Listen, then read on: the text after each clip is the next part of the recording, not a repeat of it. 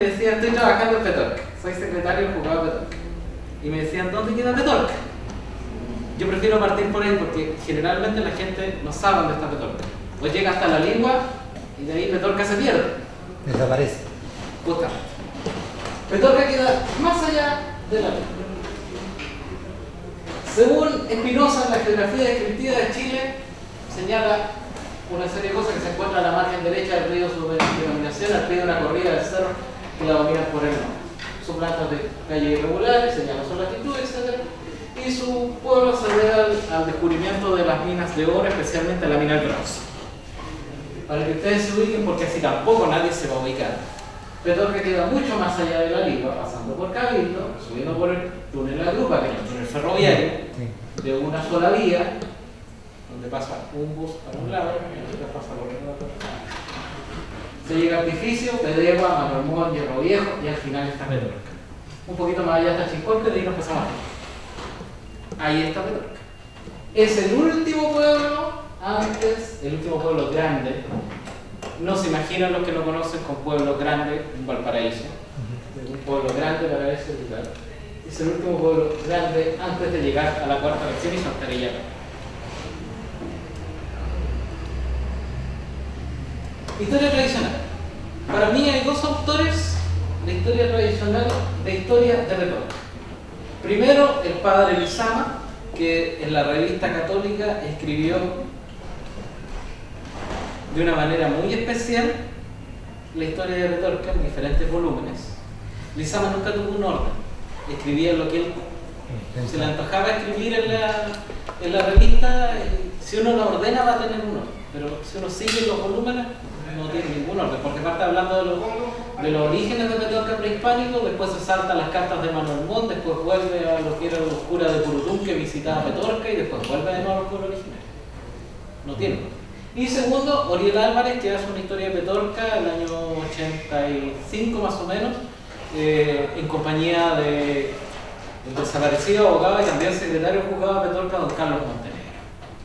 ¿Ya? Ellos son las dos fuentes. ¿Pero qué nos dicen las dos fuentes? Que Petorca tiene dos fundaciones. La primera fundación por Domingo Ortiz de Rosa en 1753 y la segunda por Ambrosio O'Higgins en 1780.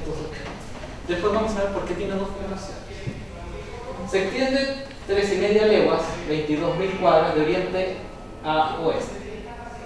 Al oriente deslinda con el estero Pedernal hasta la punta del Monte Redondo, desde aquí toma la línea imaginaria hasta el morro del divisadero que divide a Licagua y el Algarrobo. Llega un poco más allá de Chincolpe. Hay un sector que se llama el Sobrante después de Chincolpe. El Sobrante, como dice su nombre, es lo que sobró de aquella fundación. Y al poniente se traza una línea bajando desde el norte hasta el Peñón y termina en el alto del Poñón. El Peñón es la Ñipa, un pequeño caserío pequeñito donde antiguamente había una embotelladora de agua mineral.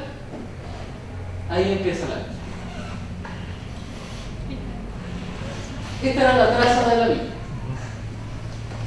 Si ustedes, ese es el río. La villa más o menos sigue siendo así, no ha cambiado, es igual. Yo podría identificar que ahí está el tribunal, ahí está la cárcel ahora, la iglesia sigue estando donde mismo. Lo único es que existe población para acá, donde está la cancha, y existe población para acá, donde está la China. Pero Petorca está igual. ¿Pero qué era Petorca antes de todo eso? Petorca era un territorio agustino. ¿Cómo llegó a ser dueño de la congregación agustina de aquello? Fue por una donación y capellanía. Ojo con esa palabra.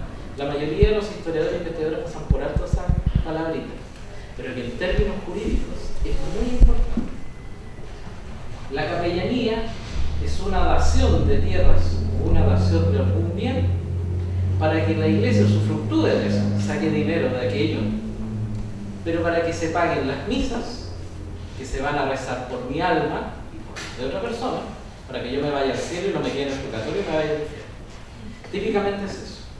O también puede servir para que alguien, mi sobrino, mi hijo, mi nieto, pueda convertirse en cura y pueda tener el sustento para tener los santos.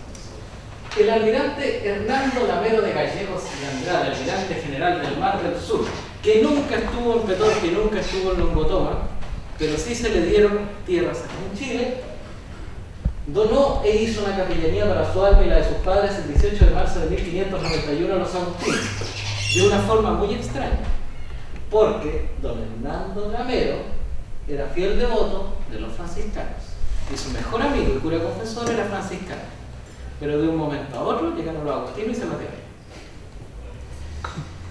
Él señala, en términos de la ciudad de Santiago de Chile, en el Valle de la Ligua, junto a la boca del río de él, hacia la playa de la Mar, camino del río Choapa, sale un estero que se llama Longotomo, el río Petorca. Y en la parte que el general Gonzalo de los Ríos hizo un ingenio para sacar plata, atento que el dicho almirante ha servido a su majestad, según desuso se refiere, túvelo por bien y le hago merced de todas las tierras que en el dicho sitio estuvieron vacas, que se entiende en el dicho estero de Longotoma, hacia la playa de la Mar, hacia el dicho río de Choapa, desde la boca del dicho estero hasta su nacimiento y de una parte a la otra. Todo el valle de Petorca, completo. Hasta Choapa. ¿Qué había ahí? Un asentamiento minero. Nada más que eso.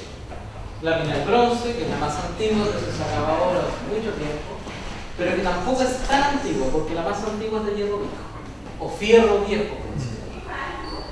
En este terreno, el gobierno español, el rey, expropia para hacer el pueblo. Pero, y aquí viene el problema, porque es una especie como de expropiación, pero no existe el concepto de expropiación en el derecho indiano, porque las tierras son del rey, no son de nadie más. Entonces, si el Estado es dueño de todo, ¿a quién va a expropiar? Es el mismo que determina cómo usa su suelo.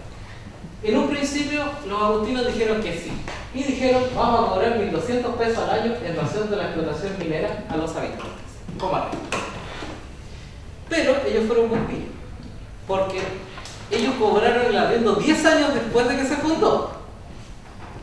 O sea, yo me instalo en el pueblo, me dan mi territorio, me dan mi cuadra, yo hago mi casa, me establezco, estoy 10 años viviendo feliz y a los 10 años me llega la carta.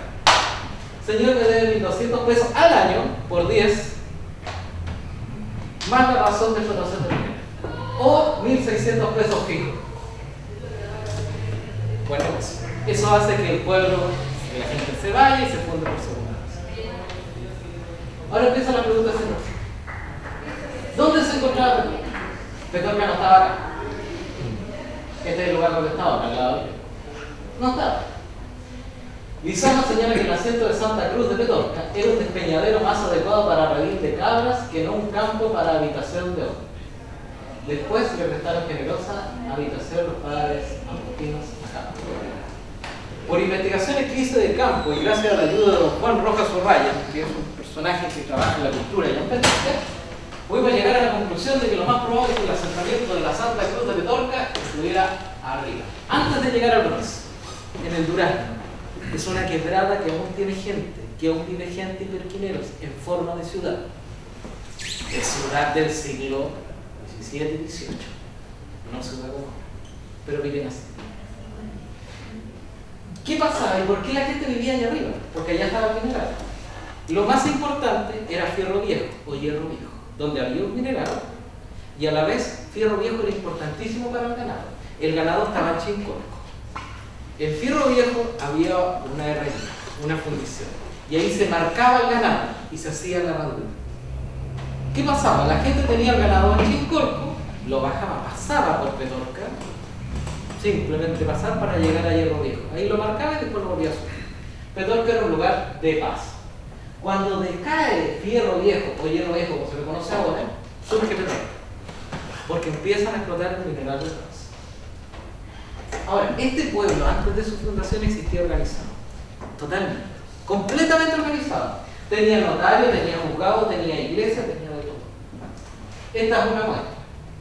El tribunal de Petorca, siempre de competencia común, veía de todo.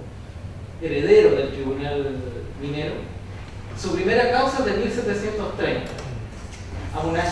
Amunachastegui, María, del Rosario, con Juan Antonio Clavería. Tiene el mismo apellido que la magistrada. Por derecho a una serie, 1730. Eso es cierto, es verídico, la causa está en el Archivo Nacional, porque no está en el Archivo de Petorca, pero esto, que me lo entregó la magistrada, es el libro de ingreso de las causas, certificado por el secretario, lo cual significa que existió y existe. Llegamos a la iglesia. ¿Legado jesuita o legado agustino? Para el siglo XIX, la iglesia, esto es un dibujo de María Graham, debería haber sido una estructura con techo de paja o de palmas de tilama, señala. Eso es lo que más o menos él señala por ahí. Dice, de un documento que hace honor a los ermitaños de San Agustín por su munificencia en la conservación de sus templos, se desprende que la iglesia de Petorca debió haber tenido una techumbre pajiza. De paja era, en aquella época, el techo de casi todas las iglesias parroquiales del país. El de la de Petorca debió ser de hojas de palma, que era techo de lujo en aquellos años. Allí era fácil obtenerlas en Tilama, más al norte, de cuyos bosques de palmera quedan todavía algunos restos, en estos tiempos que escribió él, que era a principios del siglo XX, en las faldas de sus montañas. Ellas han valido el nombre de Las Palmas, aquel rincón del valle, que los peruanos denominaron Maray, por los marayes o ingenios de oro que se establecieron ahí. Hay un cerro que se llama Maray ahí en Las Palmas. Entonces, había una chocita pequeñita con techos de tal, bajo la jurisdicción de Santo Domingo de Guzmán, de Santo Domingo de Rosa, o sea, de la parroquia de la Lima. ¿Qué nos señala a nosotros que ese territorio era agustino? Hay una carta del obispo Francisco Salcedo, dirigida al rey, el 4 de octubre de 1633, que señala que junto al valle de Quillota, términos de esta ciudad, tienen unos frailes agustinos una estancia que llaman los Gotomas. Y en ella hay un fraile solo, lo llaman convento, etc. Ahí empiezan a decir puras cosas malas de parte de la Agustina. Y que había que matar al pueblo. Porque doña Catalina de los Ríos quería matar al pueblo. Y se concertó con este fraile y dijo que matase al vicario. Pero significa que ya una visita de un obispo, ya una carta de un obispo dijo que era territorio agustino. Si la iglesia hubiese sido jesuita, el obispo hubiese dicho lo siguiente: junto al valle de Quillota, tienen unos frailes agustinos una estancia que llaman los Gotomas, y en ellos frailes solo, y lo llaman convento, con otros 4 que tienen, etc. Y una iglesia que es de los jesuitas, porque tiene que distinguirlo, discriminarlo. ¿Qué pasaba?